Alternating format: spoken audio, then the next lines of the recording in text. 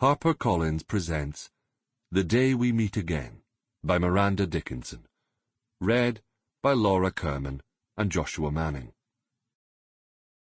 For Bob and Flo, my two curly-headed serendipities and proof that life is endlessly surprising, I love you to the moon and back and twice around the stars. Kiss, kiss. Take chances, make mistakes. That's how you grow. Mary Tyler Moore. The Day We Met. 14th of June, 2017. Chapter 1.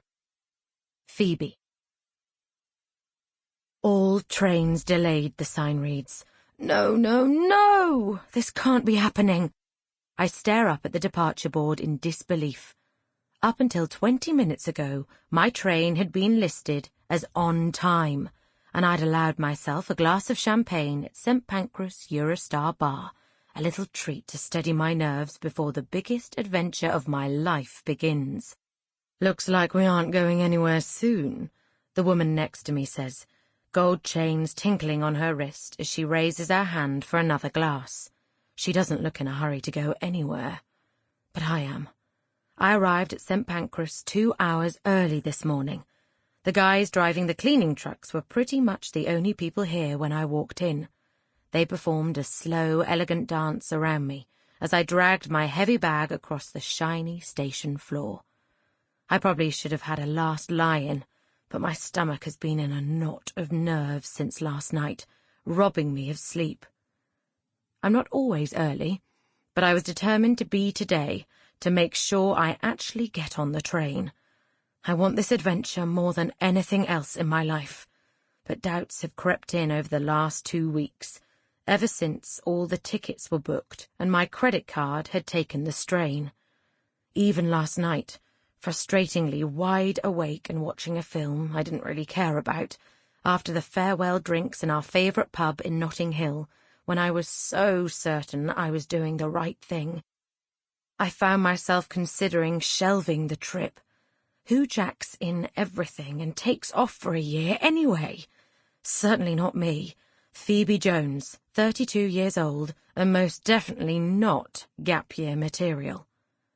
It wasn't just that thing Gabe said, either, although it threw me when it happened. After all his bravado inside the pub, the "you won't go through with it, Phoebes, I know you" speech, that in his actor's voice rose above the noise and "look at me, I'm so important" laughter from the tables around us. The change in him when he found me on the street outside was a shock. "I'll miss you." "You won't, but thanks." And then that look, the one that got us into trouble once before, the one that has kept me wondering if it might again. "Then you don't know me, Phoebes. London won't be the same without you." Why did he have to launch that at me the night before I leave for a whole year? But the money is spent. The tickets are in my wallet. My bag is packed. And Gabe is wrong if he thinks I won't go through with it. I know my friends privately think I'll cave in and come home early. So I got up hours before I needed to this morning, took my bag, closed the door on my old life, and posted my keys through the letterbox for my friends and former flatmates to find. And I'm here, where Gabe was so certain I wouldn't be. But now there's a delay, and that's dangerous for me. Too much time to think better of my plan. Why is the universe conspiring against me today? "Having another?" the woman next to me asks. Her new glass of champagne is already half empty.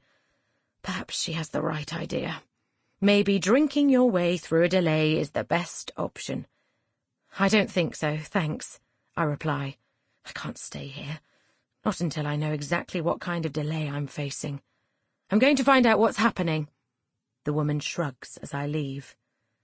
The whole of St Pancras station seems to have darkened, as though a storm cloud has blown in from the entrance and settled in the arcing blue-girded roof. Beyond the glass the sun shines as brightly as before, the sky a brave blue, but I feel the crackle of tension like approaching thunder. Sample complete. Ready to continue?